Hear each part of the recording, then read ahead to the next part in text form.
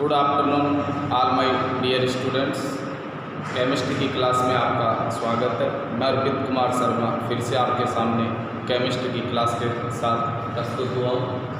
Chemistry की second year की class अपनी चल रही है ये, और बीएससी सेकेंड ईयर में हमने फर्स्ट पेपर इनऑर्गेनिक केमिस्ट्री का पेपर स्टार्ट किया था, जिसमें हमारा पहला चैप्टर चल रहा था फर्स्ट ट्रांजिशन सीरीज एलिमेंट्स, प्रथम संक्रमण श्रेणी के तत्वों का रसायन, chemistry of first transition series elements.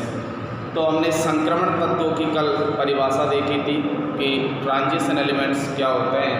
तो संक्रमण तत्व हमने देखे थे कि वे तत्व जो सामान्य ऑक्सीकरण अवस्था में जिनके डी कक्षक होते हैं, जो या तो आंशिक रूप से भरे हुए होते हैं, यूँ कह दें, या फिर हम कह सकते हैं कि जिनके डी कक्षक पूर्ण रूप से भरे हुए नहीं होते हैं, वे तत्व कौन से तत्व कहलाते हैं? संक्रमण तत्व कहलाते हैं। अब प्रथम संक्रमण, पहला चैप्टर हमारा फर्स्ट ट्रांजिशन एलिमेंट्स का है, तो प्रथम संक्रमण श्रेणी के तत्वों के बारे में हम देखेंगे। प्रथम संक्रमण श्रेणी में हमारी scandium, titanium, vanadium, chromium, manganese, iron, cobalt, निकल, कॉपर और जिंक, ये 10 तत्व थे हमारे प्रथम संक्रमण श्रेणी के। लेकिन ध्यान रखना है, ये जिंक है जो संक्रमण तत्व नहीं है। हमने कल एक लाइन बोली थी कि सभी डी ब्लॉक के तत्व, सभी संक्रमण तत्व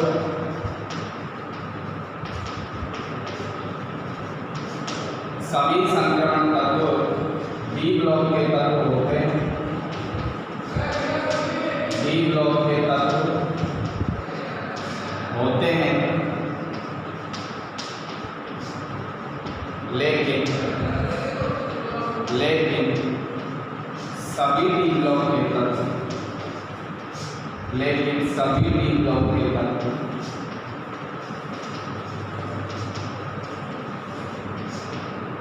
संक्रमण तत्व नहीं होते। संक्रमण तत्व नहीं होते।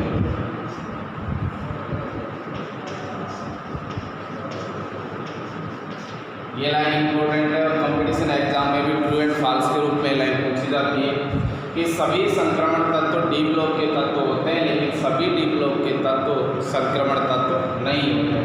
देखो, डी ब्लॉक के तत्व वर्ग संख्या कहाँ से स्टार्ट होते हैं? 3 से, और कहाँ तक होते हैं?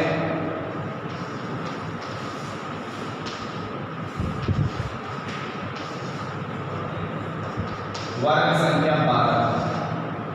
डी ब्लॉक के जो तत्व होते हैं, जो वर्ग संख्या 3 से और वर्ग संख्या कहाँ तक होता है? 12। तो कॉपर तक तो संक्रमण तत्व है, लेकिन जिंक मीन्स वर्ग 12 संक्रमण तत्व नहीं होते। ऐसा क्या कारण है? तो हमने जो परिभाषा देखी थी उसके अकॉर्डिंग देखेंगे कि वे तत्व जो सामान्य ऑक्सीकरण अवस्था और जनरली ट्रांजिशन एलिमेंट्स की जो ऑक्सीडेशन स्टेट होती है +2 होती है, कि सामान्य ऑक्सीकरण अवस्था +2 में जिनके डी कक्षक आंशिक रूप से भरे हुए होते हैं या पूर्ण भरे हुए नहीं होते हैं, वही तत्व कौन से तत्व कहलाते हैं? संक्रमण तत्व कहलाते हैं। अब हम जिंक को देखें तो जिंक का परमाणु क्रमांक होता है, एटॉमिक नंबर इसका है 30, और इसका इलेक्ट्रॉनिक विन्यास लिखें तो इलेक्ट्रॉनिक विन्यास होता है इसका 310-4s2। यहाँ डी कक्षक इसकी +2 ऑक्सीकरण अवस्था, सामान्य ऑक्सीकरण अवस्था निकाले तो इसका इलेक्ट्रॉनिक विन्यास आता है 310-4s2। तो हम क्या देखते हैं कि सामान्य ऑक्सीकरण अवस्था +2 में भी जिंक का डी कक्षक है जो क्या है? पूर्ण है, पूर्ण रूप से भरा हुआ है। इसलिए जिंक, कैडमियम, मरकरी आदि ये वर्ग 12 के जो तत्व होते हैं, जो संक्रमण तत्व नहीं होते हैं। अब संक्रमण तत्व वर्ग संख्या कहाँ तक ही रह गई? 11 तक ही रह गई। वर्ग 12 कौन से तत्व नहीं है? संक्रमण तत्व नहीं है। तो इसका मतलब मैं क्या कह सकता हूँ कि ये जितने भी संक्रमण तत्व हैं सब किसके अंदर आ रहे हैं? डी ब्लॉक के अंदर। तो पहली लाइन है कि सभी संक्रमण तत्व डी ब्लॉक के तत्व होते हैं, लेकिन क्या सभी डी ब्लॉक के तत्व संक्रमण तत्व है क्या? क्यों? क्योंकि वर्ग 12 इसके अंदर संक्रमण तत्वों में शामिल नहीं होता है, इसलिए सभी डी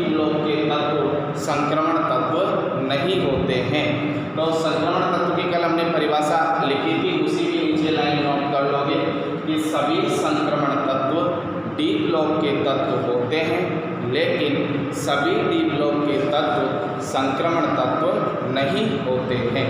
अब हम इसके बाद में फर्स्ट ट्रांजिशन सीरीज है, इसके हम और इलेक्ट्रॉनिक विन्यास, ऑक्सीकरण अवस्था, इनके गुणधर्मों के विशिष्ट गुणधर्मों के बारे में चर्चा करेंगे।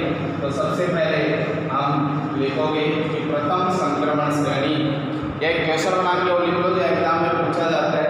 क्वेश्चन लिखोगे कि जिंक, कैडमियम व मरकरी संक्रमण तत्व नहीं है, क्यों? संक्रमण तत्व नहीं है क्यों? तो जिंक, कैडमियम और मरकरी संक्रमण तत्व नहीं है क्यों? तो इसका आंसर साथ में नोट कर लोगे कि जिंक, कैडमियम व मरकरी +2 या मैं लिखूं सामान्य ऑक्सीकरण अवस्था,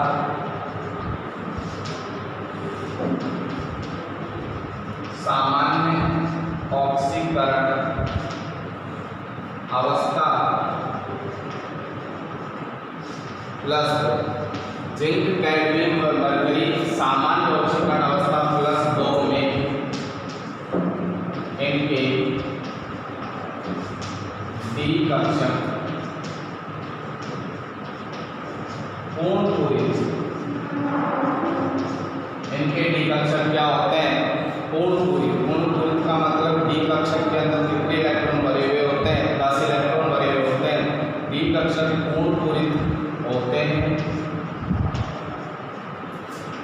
इसलिए जिंक, कैडमियम और मरकरी संक्रमण तत्व नहीं, और इनका इलेक्ट्रॉनिक विन्यास दर्शा दोगे कि Zn+2 का इलेक्ट्रॉनिक विन्यास हो जाएगा 3d10 4s0। इसके बाद में कैडमियम का हो जाएगा 4d10 4s0 और Hg मरकरी का हो जाएगा 5d10 4s0।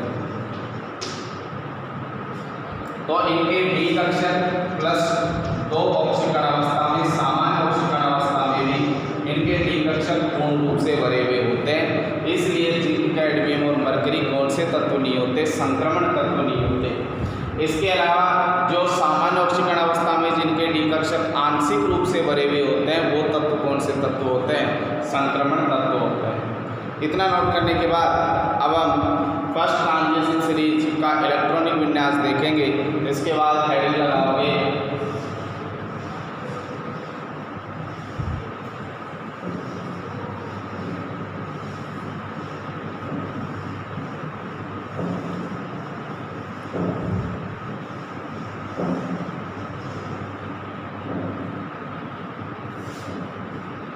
प्रथम संक्रमण श्रेणी,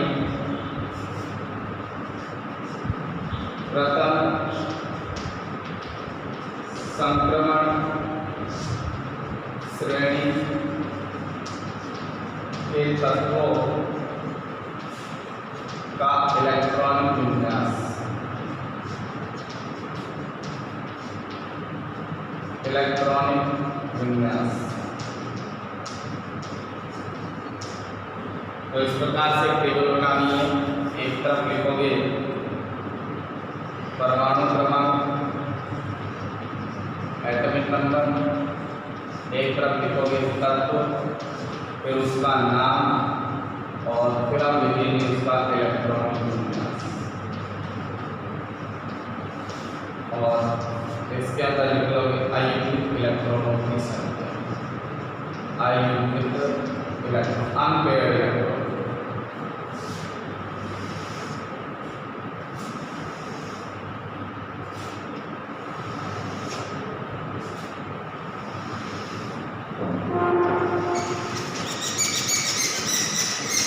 तो परमाणु क्रमांक 21 पर आता है प्रथम संक्रमण श्रेणी का पहला तत्व स्कैंडियम, इसका नाम है स्कैंडियम।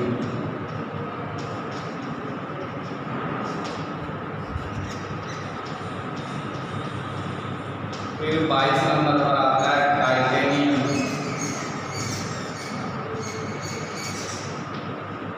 23 नंबर पर आता है वैनेडियम,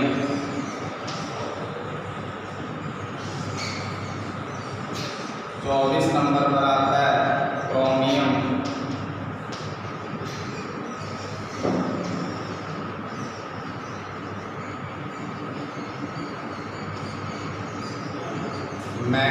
25 पर,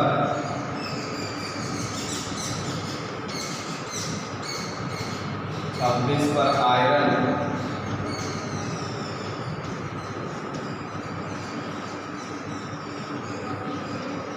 27 पर कोबाल्ट,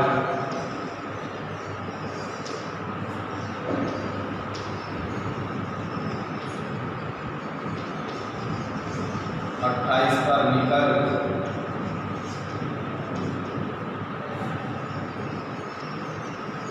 29 पर आता है कॉपर।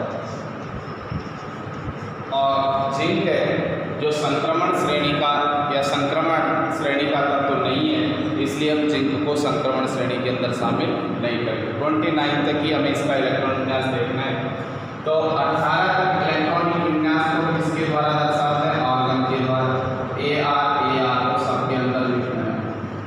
ये कहाँ तक के इलेक्ट्रॉनिक विन्यास को प्रदर्शित करेगा? 18 तक, क्योंकि ऑर्गन कितने नंबर पे आता है? 18 नंबर पर आता है। तो सब में AR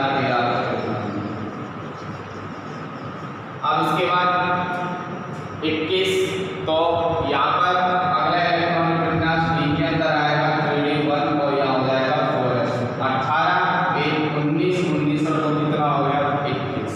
तो जितना परमाणु क्रमांक है उतने ही इसके अंदर इलेक्ट्रॉनों की क्या होगी? संख्या होगी। तो 18 और 3 कितने हो गए? 21। अब इसके बाद हमें एक इलेक्ट्रॉनिक विन्यास बढ़ते जाएंगे। 3D1 की जगह हो जाएगा 3D2, फिर हो जाएगा 3D3 4s2, फिर हो जाएगा 3D5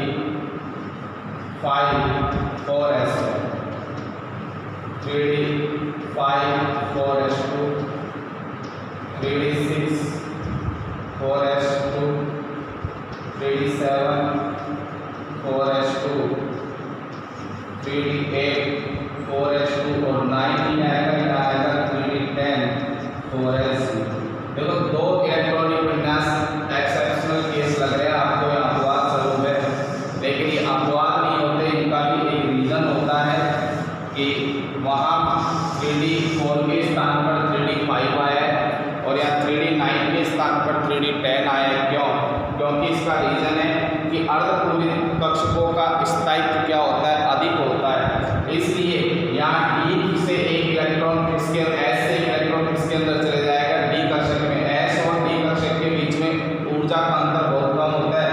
तो अपने स्थायित्व को प्राप्त करने के लिए, इसको प्राप्त करने के लिए अपनी स्टेबिलिटी अर्धपूर्ण हाफ फील्ड ऑर्बिटल के स्टेबिलाइजेशन को प्राप्त करने के लिए यहाँ 3D4 के स्थान पर क्या आ जाता है? 3D5।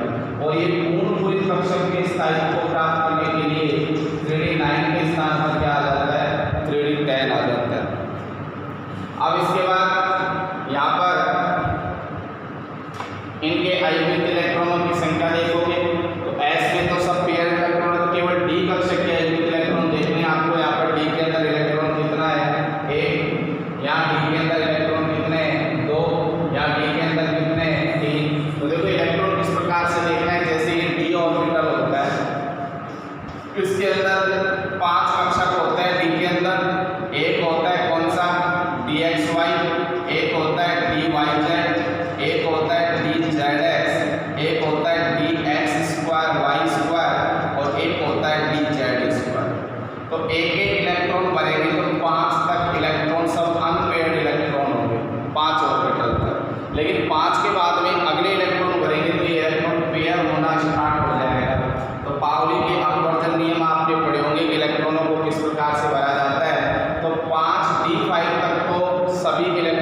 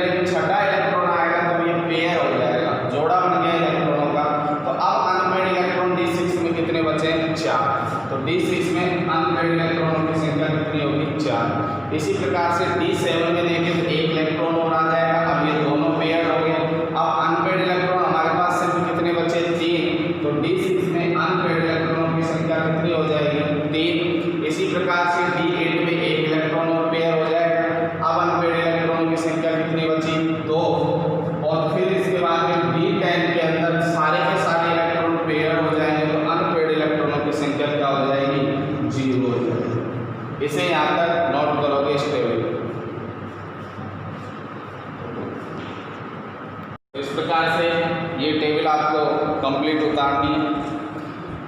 सो कॉपर का इलेक्ट्रॉनिक विन्यास 4s0 के स्थान पर 4s1 आएगा, क्योंकि 29 है एटॉमिक नंबर, तो 29 यहाँ पर क्या होनी चाहिए, इलेक्ट्रॉनों की संख्या, देख लेना। अब इस टेबल के बाद में हम इलेक्ट्रॉनिक विन्यास देख चुके, तो इलेक्ट्रॉनिक विन्यास में दो एक्सेप्शनल केस देखे हमने, एक तो क्रोमियम का और एक क्या कॉपर का, कि 3d4 के स्थान पर आ रहा है 3d5 और 3d9 के स्थान पर आ रहा है 3d10। ऐसा क्यों है, जिसका हम रीज़न लिखेंगे। तो इसी टेबल का नीचे आपको 2 पॉइंट बनाने हैं, नोट लगा के।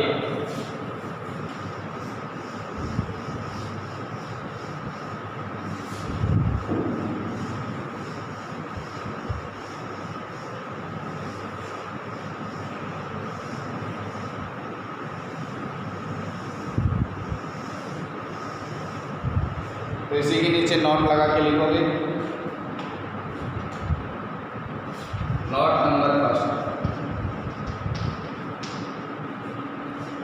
क्रोमियम के इलेक्ट्रॉनिक विन्यास में, क्रोमियम के इलेक्ट्रॉनिक विन्यास में 3d4 के स्थान पर 3d4 के स्थान पर 3d5 4s1 आता है। ऐसे लिख लेना, 3d4 4s2 के स्थान पर 3d5 4s1 आता है, क्योंकि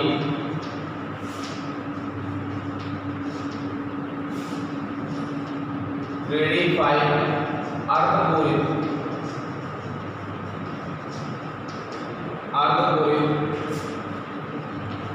कक्षक होने के कारण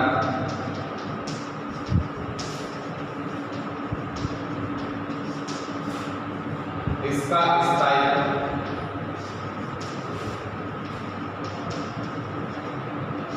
आंशिक पूरित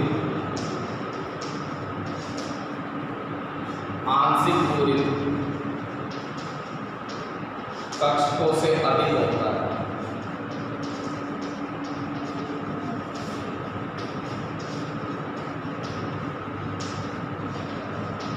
अतः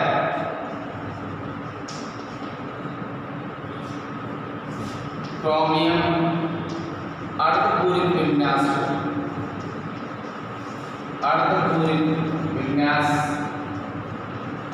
के स्थायित्व को प्राप्त करने के लिए स्थायित्व को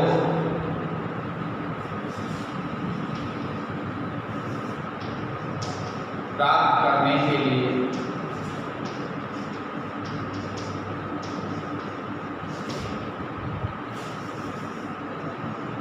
इसका इलेक्ट्रॉनिक विन्यास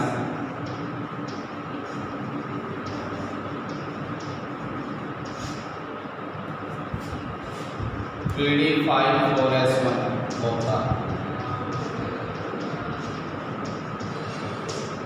इसी प्रकार से सेकंड नोट हम कॉपर का देखें, तो इसी के साथ हम कॉपर के अंदर भी लिख सकते हैं कि क्रोमियम के स्थान पर क्या लिख दोगे, कॉपर, कि कॉपर के इलेक्ट्रॉनिक विन्यास में वहाँ 3d9 आना चाहिए था, तो 3d9 की जगह क्या आता है, 3d10 आता है। क्यों? क्योंकि यहाँ तो अर्धपूरित था और वहाँ कौन सा ऑर्बिटल होगा, पूर्णपूरित, और पूर्णपूरित का स्थायित्व सबसे क्या होता है, अधिक होता है। इसलिए अपने स्थायित्व को प्राप्त करने के लिए एक इलेक्ट्रॉन 3d और 4s ऑर्बिटल दोनों में एनर्जी गैप बहुत कम होता है, इसलिए s कक्षक से इलेक्ट्रॉन कौन से ऑर्बिटल में चले जाता है, 3d के अंदर, और 3d के अंदर जाने से वो ऑर्बिटल आंशिक पूरित से कौन सा पूरित हो जाता है, पूर्णपूरित, जिससे उसका स्थायित्व क्या हो जाता है, बढ़ जाता है। तो अपने अर्धपूरित या पूर्णपूरित स्थायित्व को प्राप्त करने के लिए क्रोमियम और ये कॉपर है, दोनों अपने इलेक्ट्रॉनिक विन्यास के व्यवहार में क्या कर लेते हैं, परिवर्तन कर लेते हैं। तो इसी प्रकार से नोट नंबर सेकंड लगा के लिखोगे कि कॉपर के इलेक्ट्रॉनिक विन्यास में 3d9 4s2 के स्थान पर 3d10 4s1 आता है, क्योंकि 3d10 पूर्णपूरित अर्धपूरित के स्थान पर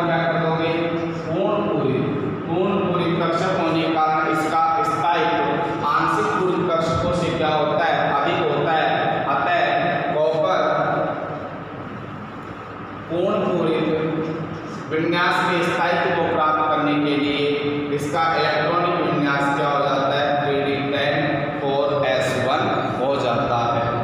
और यहाँ पर एक नोट को लगा के लिखोगे इसी के नीचे कि 3d व 4s कक्षकों का ऊर्जा अंतर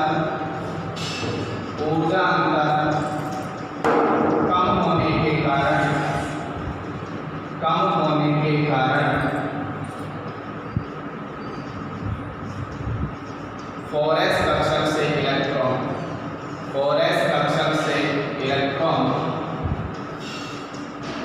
3d कक्षक में चले जाते हैं। एनर्जी लेवल कम होता है, इसलिए 4s से इलेक्ट्रॉन कहाँ चले जाते हैं, 3d चले जाते हैं। नोट करो इसे यहाँ।